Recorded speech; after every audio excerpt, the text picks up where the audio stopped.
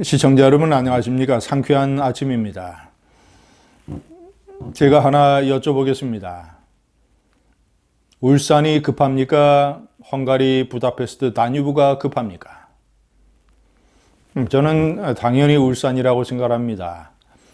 다뉴브강 유람선 침몰 사고는 참으로 안타까운 사고입니다.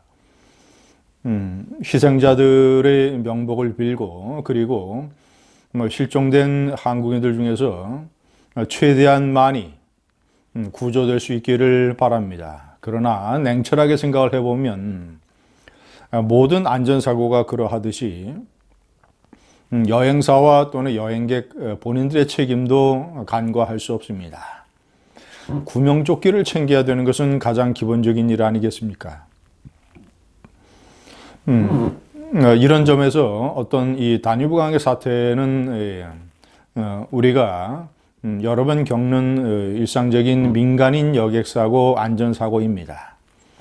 그리고 무엇보다도 헝가리 당국이 최대한 인력과 장비를 투입을 해서 구조에 성의를 보이고 있습니다. 다뉴브강은 넓고 깊고 그리고 매우 위험한 강입니다. 특히 물살이 빠르고 물이 많아져서 그런 곳의 구조 작업이라고 하는 것은 그 다뉴브강의 지형을 잘 아는 현지의 구조 인력이 가장 최상입니다. 베스트. 헝가리 당국은 충분한 인력과 장비를 동원을 해서 그 자신들이 잘 알고 있는 지형에 관한 구조 작업을 열심히 벌이고 있습니다. 때문에 이 멀리 떨어진 한국에서 할 수 있는 이 현실적인 노력이라고 하는 것은 매우 제한이 되어 있습니다. 어떤 그 외교적인 조치 외에는 반면 울산이라고 하는 것은 우리들의 코앞에 닥친 너무나도 심각한 무법천지 해방구 사태입니다. 저 울산이 만약에 민노총의 폭력 앞에 넘어가게 된다면 앞으로 한국에서 이 산업계에 필요한 구조조정이나 노동개혁은 아마도 요원한 일이 될 것입니다. 무엇보다도 이 나라의 법과 질서가 완전히 무너져 내린다는 데에 대한 그런 혼란과 불안감, 국민들은 어떤 경제적인 고통이라든가 정치, 사회적인 갈등 이런 것에도 많은 스트레스를 받지만 가장 피부로 느끼는 스트레스는 불안감입니다. 법과 질서가 무너지고 주먹이 내 바로 옆에 와 있다는 것. 쇠파이프가 내 머리 옆에 와 있다는 것. 이런 불안감이 그 사회를 대단히 위험하게 만듭니다. 그런 사회에서 누가 애를 낳고 싶겠습니까? 때문에 제가 여러 번 강조하지만 자유민주주의 국가에서 가장 중요한 것은 법과 질서다. 국가안보도 사실은 국가안보도 한 국가의 법과 질서를 위해하는 것의 하나입니다. 법과 질서를 위해하는 세력이 내부적인 세력이든 이런 민노총 같은 아니면 핵을 가진 외부의 세력이든 그 세력의 종류가 다를 뿐 국가안보의 최종 목표도 법과 질서의 확립입니다. 안보라고 하는 것은 핵무기를 맞는 것만 안보가 아닙니다. 경찰의 공권력을 확립하는 것, 이것이 제1의 안보입니다. 그런 면에서 울산 사태는 심각한 한국 사회의 시험대가 되고 있습니다. 그런데 제가 여러 번 얘기하는 문재인 좌파 깡통 정권은 역시 또 이번에도 다뉴브 사태의 홍보쇼에 매달리고 울산을 완전히 수수방관하고 있습니다. 제가 옆에 두 사태에 관한 이 정부의 대처를 비교를 해 놨습니다. 자, 울산 사태에 관해서는 완전히 주주총회가 열리기로 되어 있는 오늘 주주총회가 예정이 된 날입니다. 그 한마음회관 앞마당에 주로 영남 지역의 민노총 조합원들이 모여들어서 5천 명이 완전히 무법청지 해방구를 만들고 있습니다. 그런데 과거 끊임없이 이어졌던 최소한 중요한 민노총의 점거 농성 이런 폭력 사태만 11건이 넘습니다. 자, 그런데 그 수많은 그런 폭력 사태에 대해서도 그러했듯이 이 문재인 대통령과 이 좌파 정권은 완전히 수수방관, 침묵, 사실상의 민노총에 대한 동조 지원을 하고 있습니다. 기가 막힌 정권입니다. 반국가적인 정권이고 반역 정권이고 법과 질서를 무너뜨리는 정말이지 반국민적 정권입니다. 사실상 내부적으로는 동조 지원하는 것입니다. 대통령, 총리 또는 관계장관들, 산업통상자원부 장관, 고용노동부 장관, 행정안전부 장관, 이런 일이 터지면 과거 보수 정권에서는 총리가 관계장관 회의를 소집을 해서 회의가 끝난 다음에 관계장관들로 하여금 합동 대국민 담화를 발표하게 했습니다. 그래서 법과 질서를 위협하는 노조 세력이나 학생 세력, 운동권 세력에 대해서 강한 경고를 바라는 그런 액션을 취했던 것입니다. 문재인 대통령의 친구이자 형이라고 하는 송철호 울산시장은 삭발을 했습니다. 자, 그러면서 아무리 현대중공업이 설명을 해도 노조의 주장에 동조를 하는 이런 사실상의 노조를 선동을 하는 중재자가 돼서 현대중공업과 노조 사이에 원만한 합의를 볼 수 있는, 아니면 현대중공업의 올바른 경제정책이 집행될 수 있는 이런 터전을 마련을 해야 되는 이 울산시장이 나서서 삭발을 했습니다. 제가 그래서 그 삭발로 잘려나간 머리카락을 망국의 꽃가루요, 망국의 머리카락이라고 표현했던 것 아니겠습니까? 3번, 민노총은 완전히 법원의 명령을 거부하고 있습니다.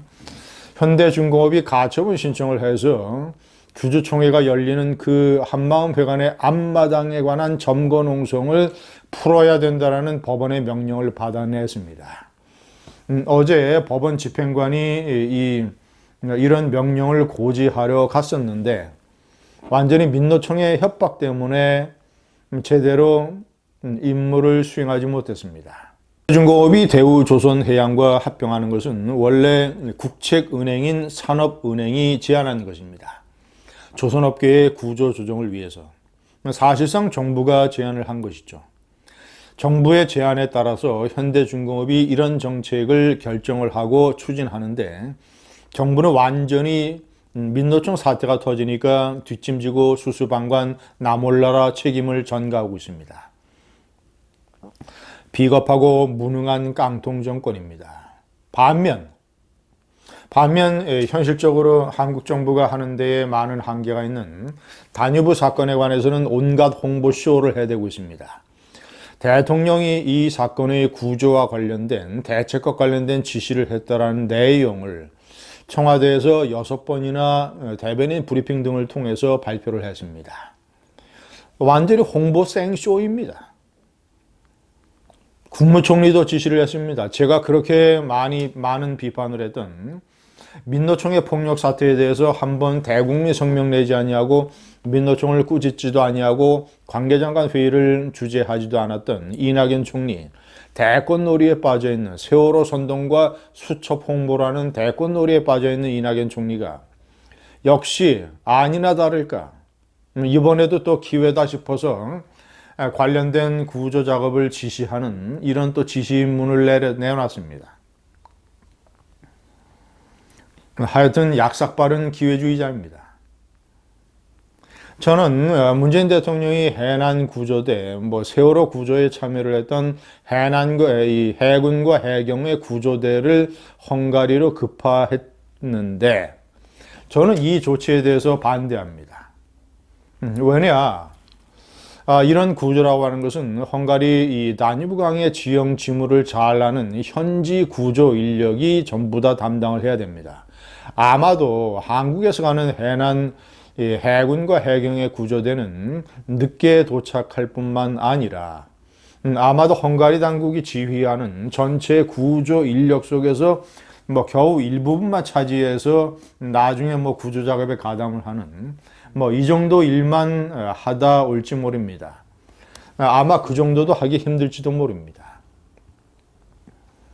헝가리 정도 되는 나라의 구조 실력과 또는 성의를 믿고 대통령이 헝가리 총리와 통화를 했습니다.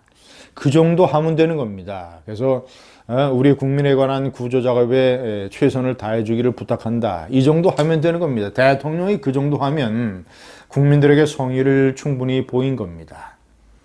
그런데 현실적으로 별로 효용이 떨어지는 저런 식의 또 하나의 쇼를 하고 있습니다. 저는 이번에 묻습니다. 문재인 대통령과 청와대 참모들에게 묻습니다. 이번에는 수석보좌관회의나 또는 국무회의에서 묵념 안 합니까?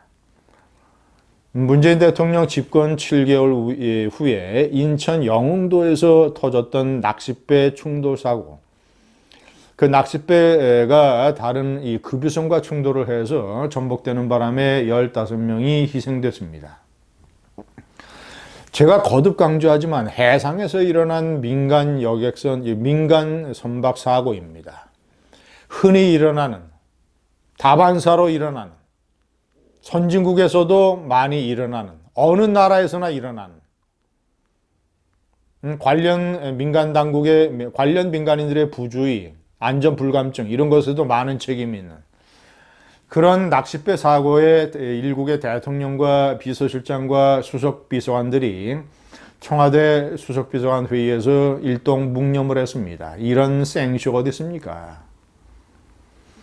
정작 대통령이 신경 쓰고 슬퍼하고 신속한 조치를 내려야 되는 울산 사태 같은 거는 수수방관 침묵하고 한 일주일 있으면 또 북유럽 3국으로 외유를 떠나면서 저런 낚싯배 생쇼를 했던 이 깡통 정권, 호들갑 정권, 이번에는 묵념을 할지 안 할지 시청자 여러분 저하고 한번 같이 지켜보시죠. 감사합니다.